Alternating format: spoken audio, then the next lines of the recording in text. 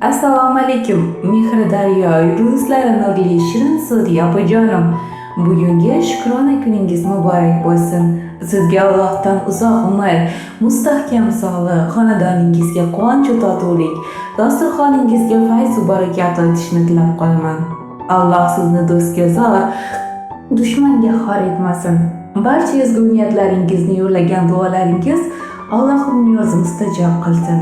Yaxshi insonlar va yaqinlaringiz qurshovida hayot zavqini surib yashang. Bugun sizni chin yurakdan tabriklab, qalbimdagi eng iliq so'zlarimni aytmoqchiman. Siz men uchun faqat opa emas, balki eng yaqin dugona, tayanch, suyanchiq, eng yaxshi insonimsiz. Hayotda ko'p narsani aynan sizdan o'rganib kelganman. Qachon quvansam, xafa bo'lsam, doim yonimda bo'lgansiz. Bir og'iz so'zingiz, birgina maslahatingiz menga kuch bag'ishlagan. Sizni juda qadrlayman va hurmat qilaman. Tilagim shuki, sog'lig'ingiz mustahkam bo'lsin, ko'nglingiz doimo tinch bo'lsin, hayotingizda faqat yaxshi kunlar ko'p bo'lsin, ishlaringiz yurishib, orzu niyatlaringiz amalga oshsin, yuzingizdan tabassum, qalbingizdan xotirjamlik ketmasin.